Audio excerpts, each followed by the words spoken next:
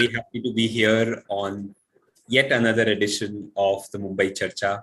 चर्चा जारी है और ये चर्चा उन लोगों के साथ है जिन पे मुंबई को गर्व है, जो मुंबई के prominent citizens हैं, people who we believe have really contributed to the city, to the spirit of the city, and people from whom we would love to hear what is possible for the city.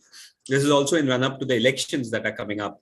And hopefully this will make us more informed voters. This will give us some thoughts on what do we select and vote for as we go ahead. And today I'm very happy to have as a speaker one of the very respected activists and very prominent persons in the social space in India. The person we heard of first when we entered the space, and a person whose name is synonymous with the RTI campaign, Shailesh ji. Shailesh Gandhi ji, please welcome and thank you so much for accepting. Namaskar and pranam to everyone. Thank you, Abhishek. So Shailesh, thanks to my first and the whole host of Blue Ribbon and everyone for giving me this opportunity. Thanks a lot, Shailesh ji. So Shailesh ji's story is a very interesting story. It starts from IIT Bombay, where now he's been recognized as a distinguished alumnus. In 2003, he sells his business and moves to RTI campaigning, helps build the RTI campaign, which was revolutionary. The law was revolutionary. So if we have one of the people you can thank, it's him. And then from an RTI activist to be chosen as the Central Information Commissioner, where he's given thousands of workshops, cleared so many cases during his tenure, and awarded with several prestigious awards as well, the Nani Palkhiwala Civil Liberties Award, the MR Pai Award, and also a book that he's written on RTI. So very, very knowledgeable person at the other end. And a Mumbaikar that we're proud to have. Like, great to have a city where we have Mumbaikars like you, Shailesh ji. So let me begin with the question we ask every person here. What is your connection to the city and what do you see as the spirit of being a Mumbaikar? Well, I was born in Mumbai for one. And out of my 75-year age, 65 years I've been in Mumbai. Only 8 or 10 years 4 years I was in Delhi, and I did schooling in some other parts of the country. But 65 years out of 75, I've been in Mumbai. Evidently, I love Mumbai. If I didn't like Mumbai, I'd have moved out somewhere. We curse Mumbai, we say things are not okay, there are lots of problems and so on. And yet, there is something about Mumbai that we love. It's the magic of Mumbai. Overall, for people, it's a dream city. People come with big dreams. Sleep on the footpath and become a Dharmendra or a Amitabh Bachchan at some point in time. So that is magical about it. But let's be honest and fair. That applies to very few people who are able to actually realize those big dreams. But it gives you the opportunity to think big, to dream about achieving whatever the sky is the limit. In a smaller town, that doesn't happen. In most cities, it doesn't happen. Mumbai offers that. Mumbai offers a lot of empathy. The floods that occurred in 2005, or the bomb or the terrorist attack in 2008, all these Mumbai took in its stride and moved on. It did not sit and say, we can't do anything or we are scared. Fear is something that very few people in Mumbai have. That's my belief. The risk to do something, even getting into a train in a second-class compartment, is a risky proposition, but a chap does it day in, day out. Yes, yes. And he does it without complaining. I mean, he complains, he cribs like everybody does. Cribbing is part of the culture of human beings, I guess. But having done that, he still says, I love Mumbai. And let me be very honest, Abhishek. Everyone loves his or her city. True. And therefore believes that that's the best place to be in. I love my wife, my daughter, my mother, my father, not because they are the best in the world, but because they are mine. That, I think, is a common feeling which everybody has in every city, in every town, in every village, even down to a village. I'm sure a person loves his village. And if he gets enough opportunities, he is happy to stay there.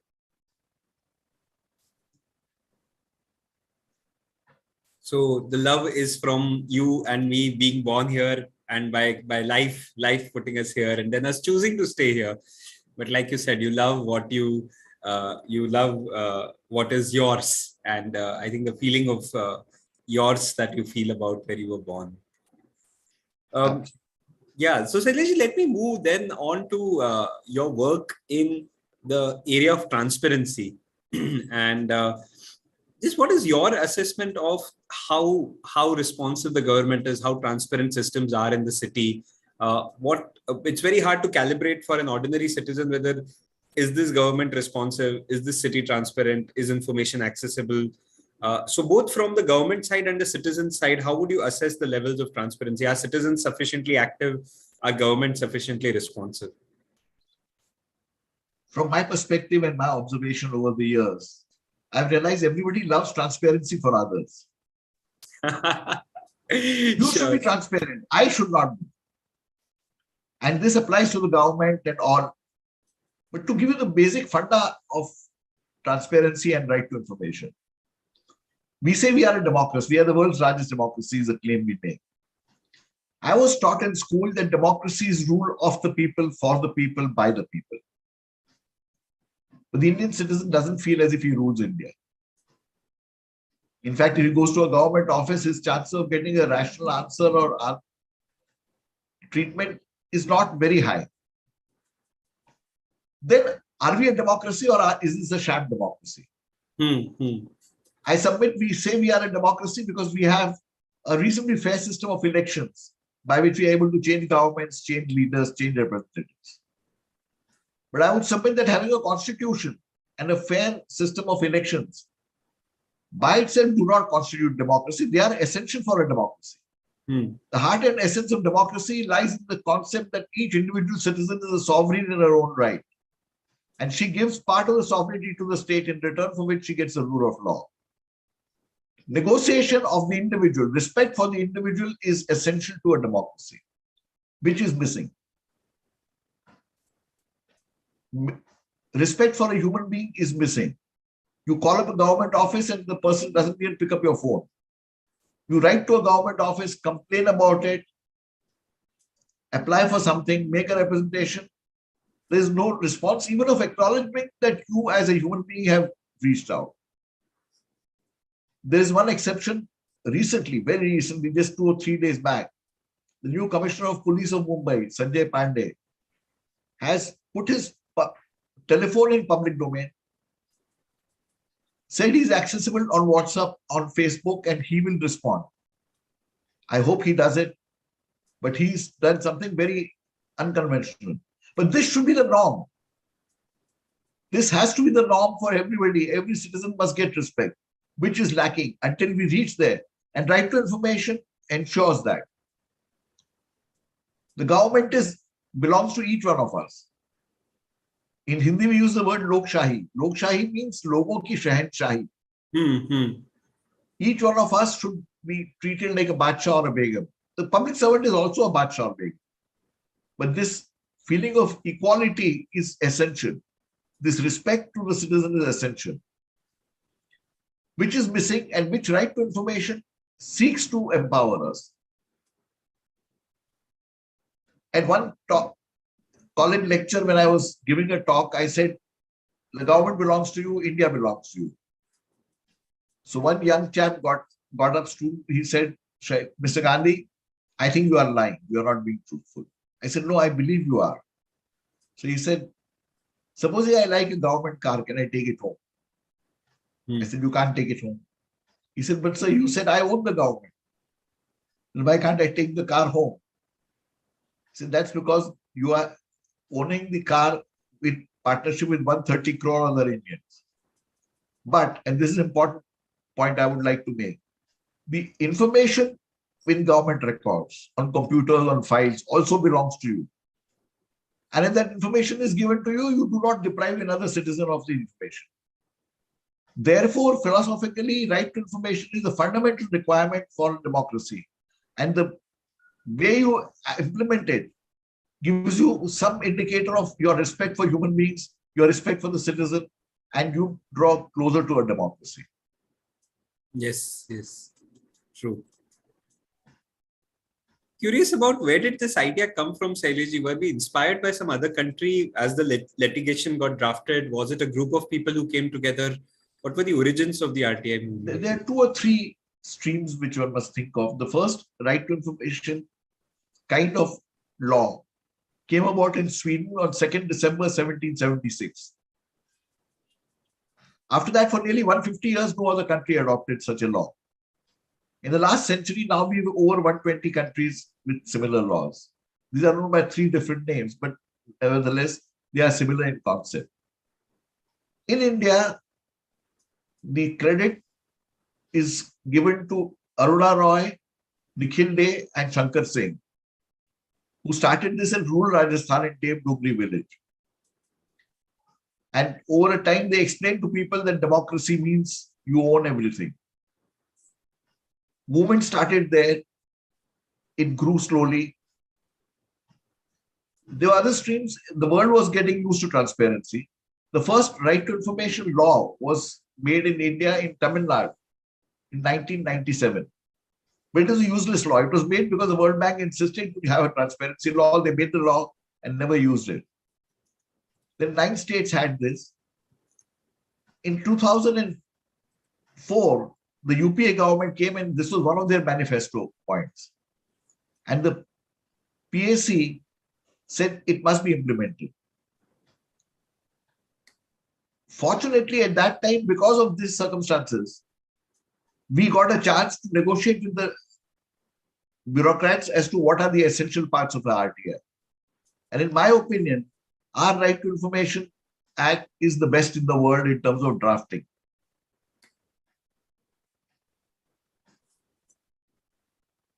That's something we can all be proud about as well. But we don't implement it very well. And the barrier to implementation, Shailesh, you think is the lack of will or lack of resources and processes, like lack of... Partly lack of resources, which becomes extremely simple if you work only on computers and have information getting updated everywhere. Right now, in most places, information updation is done manually. Yes. So apart from errors in that updation, there is laziness, carelessness, and that feeling that the citizen is the ruler is overall missing. Even among citizens, it's missing. The fact that we should be treated with respect is really missing. One man was killed in United States by a police officer putting his knee on his neck, and the entire country erupted. We don't. We need to move towards that. And I'm sure we will. But right now, as far as RTI is concerned, it's the stagnation state. It's not moving forward.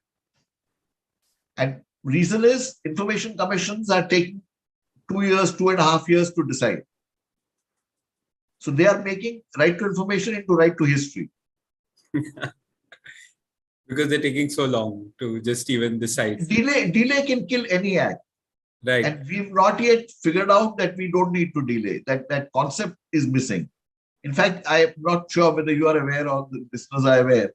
Maharashtra has a special act for that, known as Act 21 of 2006, which says that any decision must be taken by a department in 45 days. Which translates into saying any application, representation, or complaint must be decided within 45 days. They can tell you your complaint is useless or we can't do anything, but they must tell you. This law is being flouted merrily by everybody. The Congress flouted it. The Shiv Sena BJP combination flouted it. This Aghadi now flouts it. Citizens must agitate to get this law implemented. It's a very powerful, it's a law as powerful as right to information. So citizens, and now that we've gone to citizens, Shailesh, one is definitely, like you're saying, if something takes more than 45 days, we raise an exception, saying that this is not okay. And also citizens filing more RTIs, right? Like, would you also say that an active citizenship, like what would you describe as an active citizen? People first recognizing that I am the ruler of this nation. Okay. A Shivaji Maharaj or an Akbar would not say things are not okay, main kya karu? They would not crib. They would try and correct things. Individually, we can and we should. In fact, today, an activist sent me an email message when I had forwarded this thing about the Charcha today. And that person said, why is Shailesh Gandhi doing such useless things all the while? Nothing is going to change. I come across such responses from people. And to such people, my answer is, many of us go to mandirs, masjids, gurudwaras, churches once a day, once a week, maybe once a month. When you go there and come out, we don't get an extra 100 rupee note in our wallet. We do it as an act of faith. What do we do for the nation as an act of faith? Zero. Let's try and say, I spend every Indian citizen cribs for about 2 hours every month about what is wrong with India. Out of that crib time, take out half an hour or an hour and consciously have meetings, discuss, write about it, say where can you change. In a small thing, file an RT application even without worrying about the results or the outcome. Think of your city, think of your nation, think of your society and say things are not okay, but it is my responsibility. This concept of rulership of the country needs to become universal, which is not. And only when we do that, do we change a defective elective democracy into a truly participatory democracy. True. I think it's a deep mindset switch that you're talking about, where I actually feel like I am the ruler, and then not feel, believe. Believe the first that thing is I'm not you just must believe. I am the Badshah of this nation. In my talks, generally, I ask people, listeners, to at the end of the talk, do you believe you are the Badshahs and Begums of this nation? Unless you believe that, it won't happen. Shailesh Gandhi telling you it won't happen. But think about it logically. In the constitution, you are the Badshah or Begum of this nation. We, the people of India, made the constitution, not any prime minister or Supreme Court Chief Justice. We made the constitution. The constitution is for us. True. For you, Shailesh, I'm curious, was that always the feeling, or did a switch happen at some stage where you started believing that you are the ruler? Like, how was it for you? When I was in college, in fact, it started about 20 years back at an alumni program. One of my faculty members said, Shailesh, when you were here, you used to say that things are not okay with India. Things are not as they should be. And I used to be critical of society. At 50, when he was asking me this question, my response, the first thing in my mind was, things are not okay. And I was about to say that, and then a thought flashed in my mind. At 20, when I said things are not okay, it implied that we will do better. At 50, when I was answering this, I was society. And if things are not okay, I am responsible. So the thought started there. And then it evolved, and I said, to sell my business and become an RTI activist to say, I'll do something socially relevant with whatever I can. So that's when the feeling started, and one of my bylines in all my emails is, Mera Bharat Mahan nahi hai. Mera Bharat Mahan nahi hai, par ye dosh mera hai. I, the individual sovereign citizen of this nation, am responsible. I think what I'm hearing is that responsibility, one is believing that you're the ruler and taking responsibility of the country, of the city, is the starting point for the active citizenship that happens. That's right. That's right. And things can change. Some people say nothing in India can change. 75 years back, we threw out a foreign government as a ruler. Now it's our own government. Surely we can change it. We need to become less lazy as citizens and more active to establish our rights. True. Shailesh, I'm going to segue into your vision for the city. But before that, I'm very tempted to ask you one question, because you spoke about citizens giving up a part of their sovereignty in return of the rule of law. That's a very interesting way of framing the relationship between the individual and the state. And now with information and the question of privacy and state surveillance, and these kind of questions keep coming up, right? And just because this is also information, and this is perhaps information that belongs to the citizens, that I don't know, does the state have dominion over, to what extent, what are the rules of the game? So just curious to know your thoughts about. In my opinion, the courts in India and the information commissions have distorted the law on this aspect. They have distorted the constitution of India and the law, both. This holds true for the courts as well as for the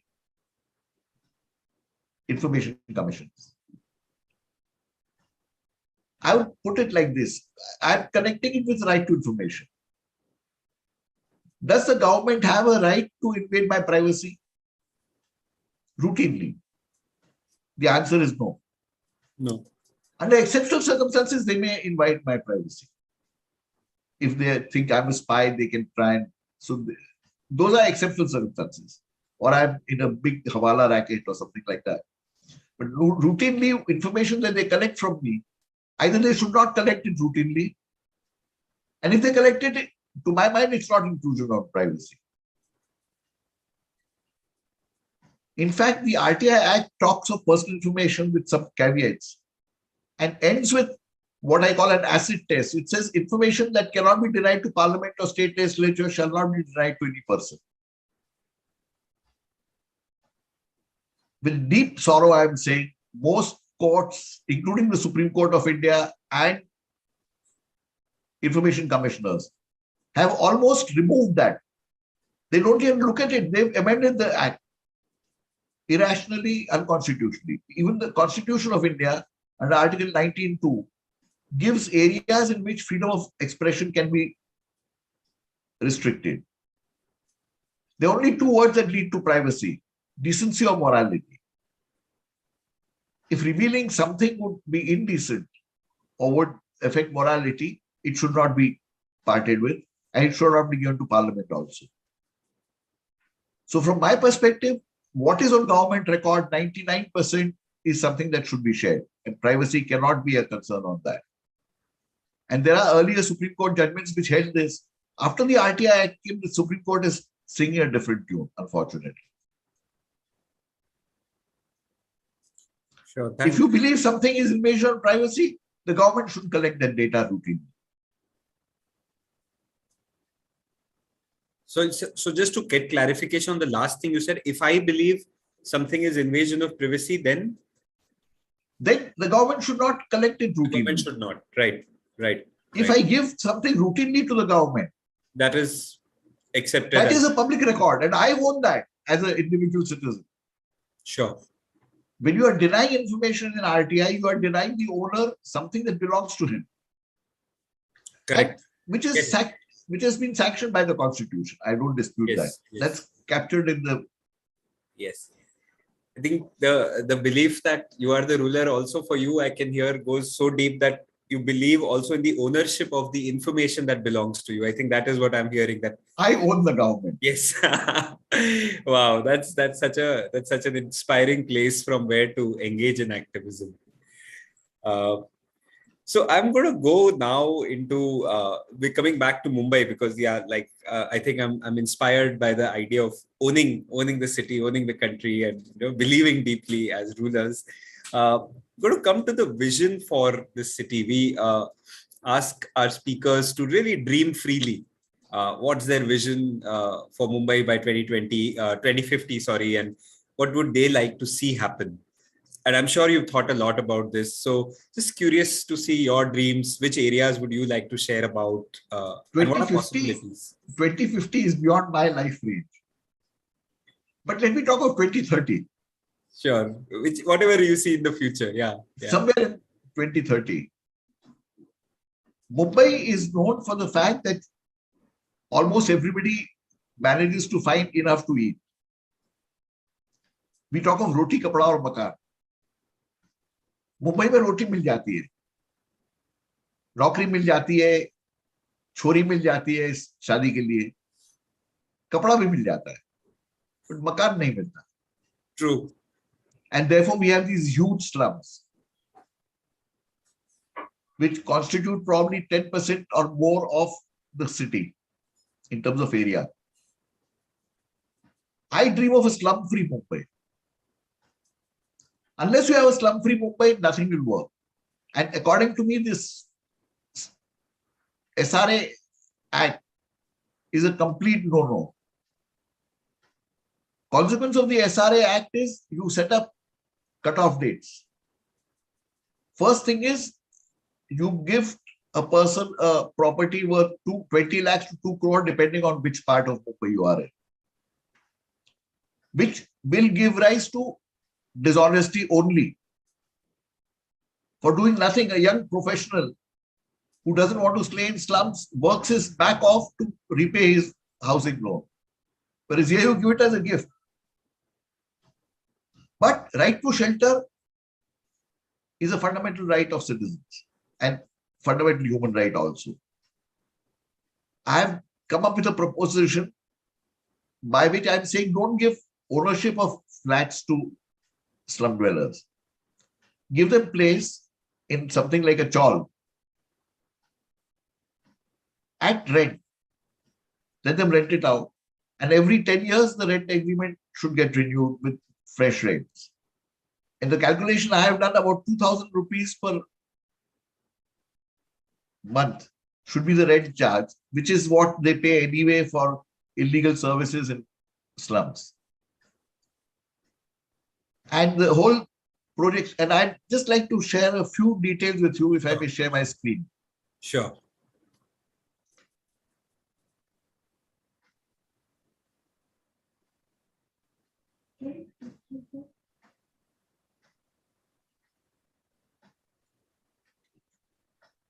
Is my screen visible? Yes. This is a rough calculation. 20 lakh tenements, which can house 5 people each, would require so much space. People accommodated would be 1 crore. And construction cost at 20,000 rupees per square meter would be 84,000 crores. Dormitories. Even fairly affluent countries like USA have shelters for the poor. We don't have that. We are unique.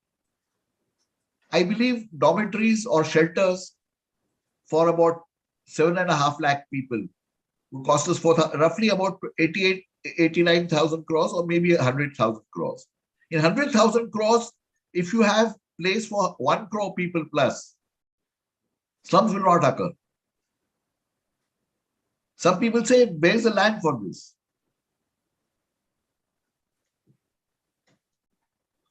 At FSI 2, 482.5 lakh square meters would require 241.25 lakh square meters. That is less than half the land already occupied by slums. So you could do it in various parts all over the city. SRA is a dead loss, which needs to change. And so long as we continue with SRA, we are going to destined to be with slums. Cut-off dates are absolute fiction, absolute nonsense. And incidentally, to a question whether slum dwellers will accept this or not, about 8-10 years back, I had come up with this basic idea. And Midha Patkar had put me in front of about 200 slum dwellers. And I explained this to them. And they enthusiastically said, yes, I think it's something that will benefit us, because they know that most SRA schemes are running on cheating, threats, extortion, and so on. And any scheme which offers a lottery of 20 lakhs to 2 crore rupees, depending on where you are, will lead to dishonesty. True. The scheme bred in dishonesty, which needs to change. Whether it will change, I don't know. I believe it is practical to do this. 1 lakh crores is not too big an amount. Once I had the occasion of presenting it to the then Minister of Urban Affairs. They said, we must do it as a trial. I said, you do it as a pilot, it will fail. You got to make the promise that in a 5-year time span, you will provide housing for everybody on rent, not on ownership basis. I'm stopping this screen share. Sure. So that is my dream, that we have a slum-free Mumbai. We must think about it. We are not even thinking about it. Yeah, We've got it's these a very SRA radical schemes. dream.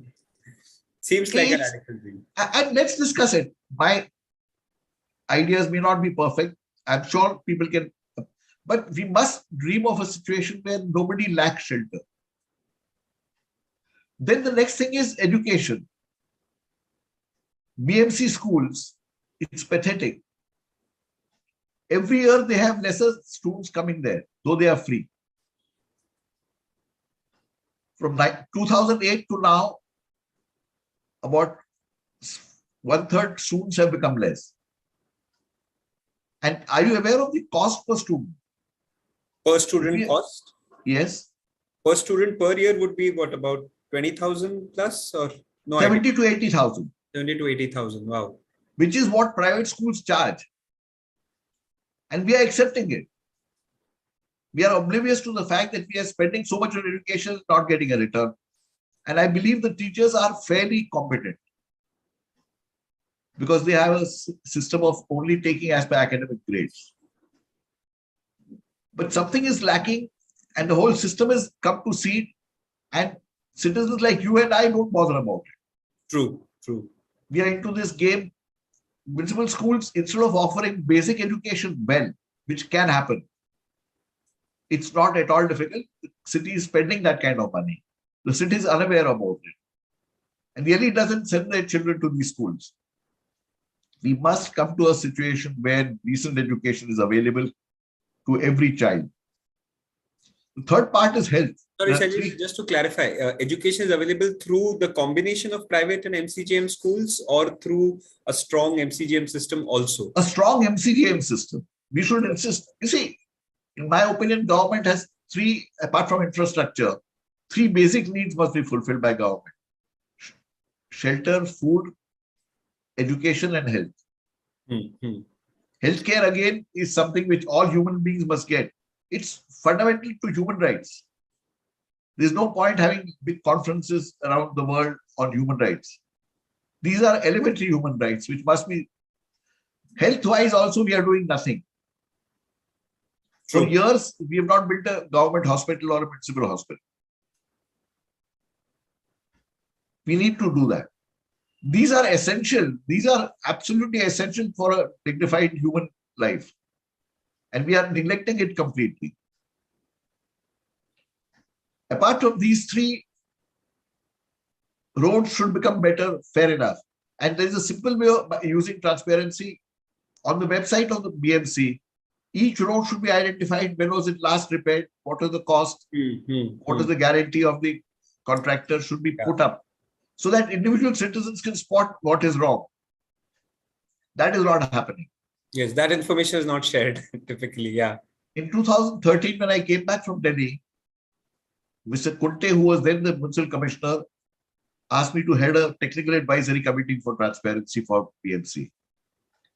Even today on the website, they are so lazy that technical advisory committee photograph is still there. Okay. We tried to influence things. We tried to get things, but people were just fooling us around. And I had no executive powers.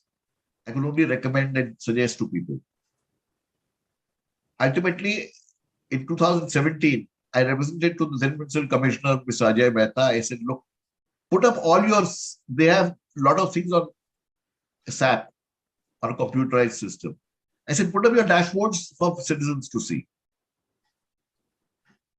Why should, if there's something specific reason to not show it, explain that this cannot be shown because of ABCD reasons. Otherwise, it should be transparent to citizens. He said, yes, very good idea, Mr. Gandhi. In 15 days, he disbanded the technical advisory committee. More transparency. The monitors in India are the citizens of India.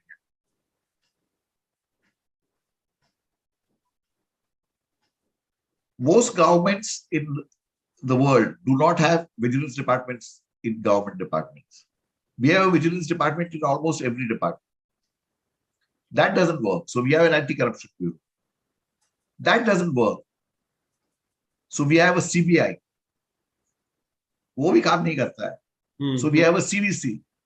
वो भी नहीं deliver करता है. So now we've got a Lokpal who does nothing, literally nothing. Again, I'm saying citizens need to become monitors. Get accountability. Agar kaam theek nahi hai, to we'll hold you accountable. True. Maharashtra has had a Lok Ayog Act since 1971. The Lok Ayog has a staff of over 80 people. When is the last you heard about Lok Ayog doing anything? We need to become active citizens, enforce our rights. And one other thing I'd like to add, sorry if I'm becoming slightly longer, is it okay? No, please go ahead, Shailesh ji, please. Another thing which I believe we should insist on is, for the coming election, is that Ward Sabha meetings should be held every month. Corporators should be present, the municipal officials should be present, the MLAs should also come. Once a month, a Ward Sabha meeting should be held and discuss what is wrong, what is right, what deserves to happen. Promises need to be made and they must be fulfilled. We talk of democracy, but we are not really a democracy. We are just for elections. The amount of effort various NGOs put into getting everyone to vote is huge. But that effort is lacking to get good governance. Election ho gaya, kaam khatam ho gaya, usse kuch nahi fark padega. Even if all of us go and vote, nothing will change. Spend that time, spend that energy into saying actively, I'll do half an hour in a month. I'll do 1 hour a month. I'll hold a meeting. I'll discuss something. I will figure out, I'll meet the officers, pressurize them and say, you must do your job. Pressurize the Lok Ayog, pressurize Anti-Corruption Bureau at various places. But we as active citizens are failing. When I say failure, it's not a complete failure, but we are not doing as much as we should. As we could. Otherwise, with India's population, if 1 crore people in India took it upon themselves that it is my duty, I am the Badshah or Begum of this nation, the nation will change. True. And hope that happens. Shailesh, question that comes to me is yes to what you're saying, yes to active citizenship, yes to half an hour a month also.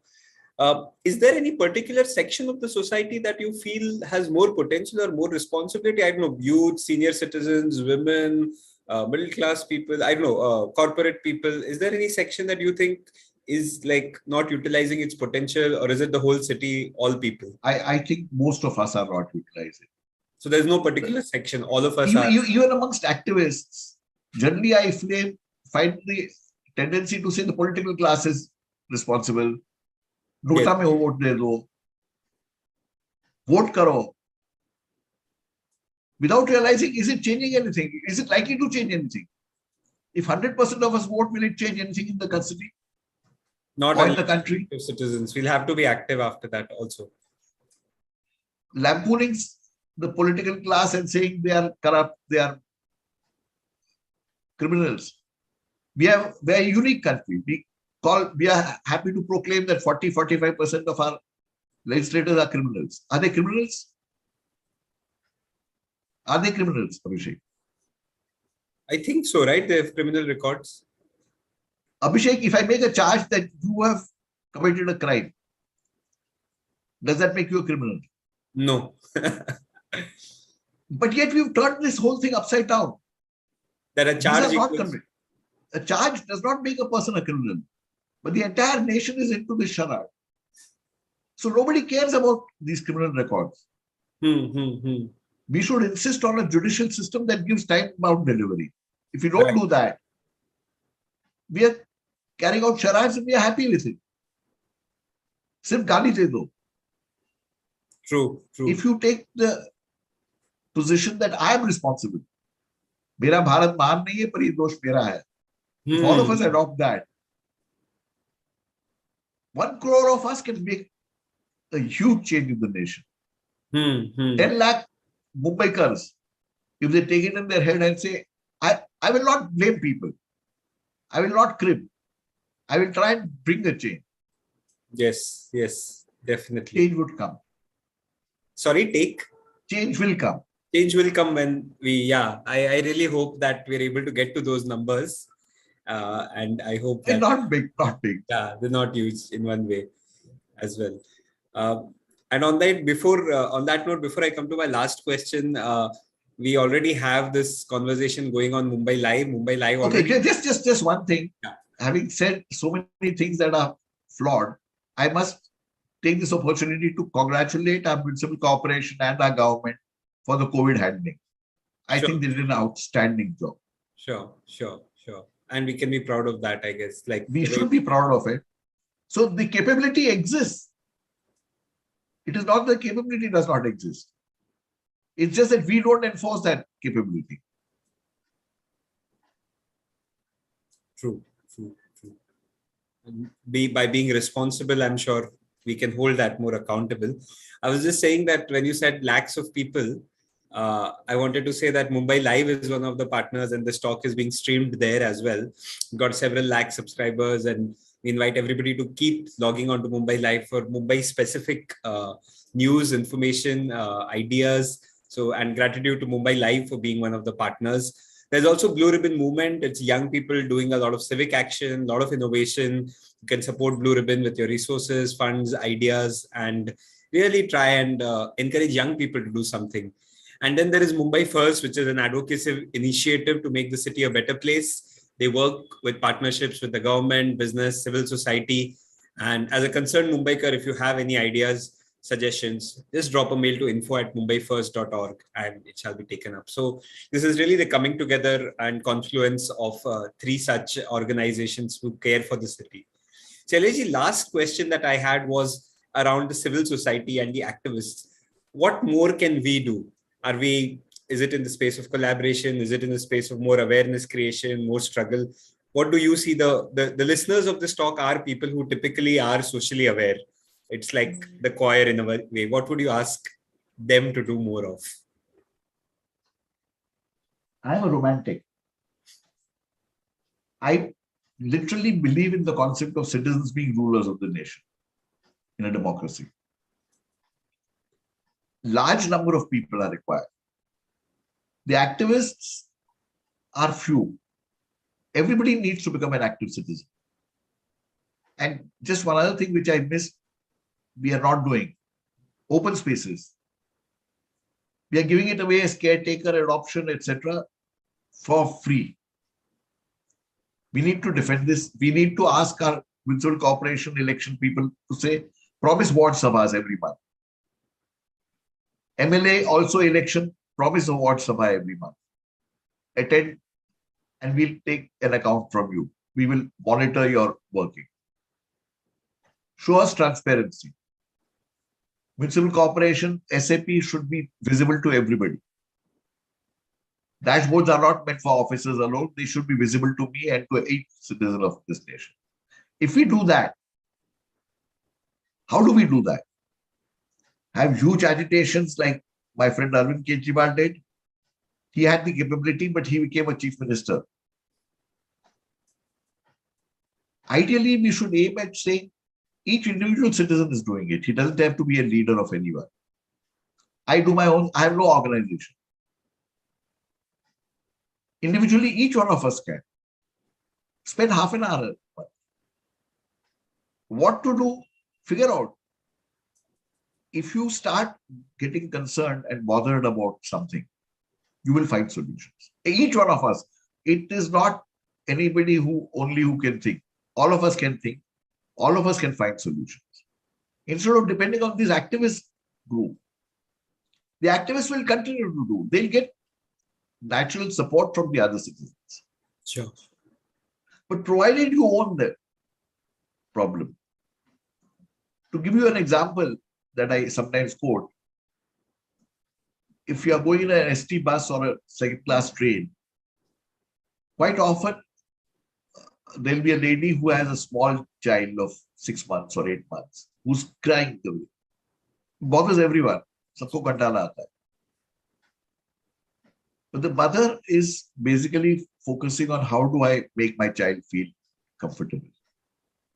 She is not a doctor. She may have no education. She may be illiterate, but she manages to comfort her child. I call it mothering of problems. You identify a problem, you identify something that you feel it, and mother it. Beautiful. And you will find the solution.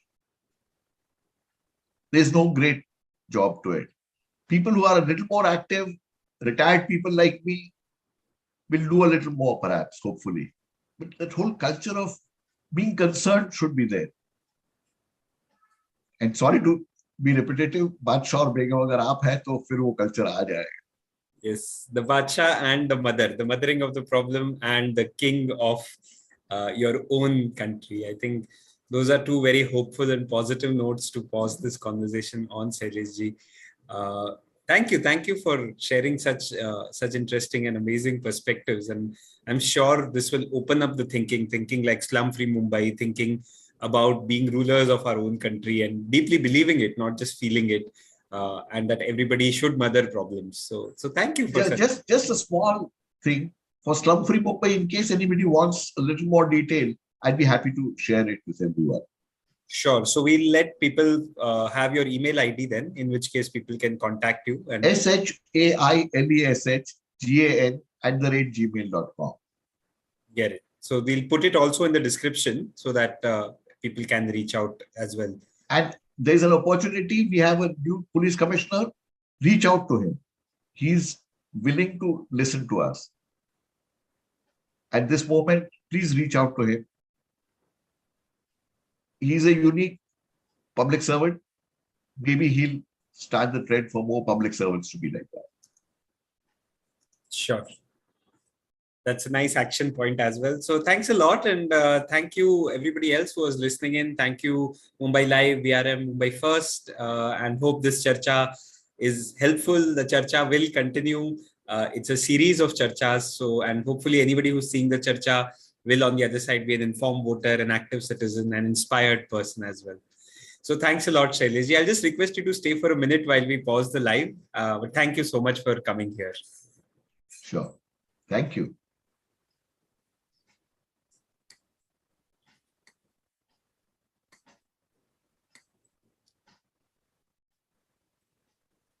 Can the admin also pause the live? But not end the meeting. We'll just close just to check with Shailesh ji how the meeting was for him. How was the conversation for him?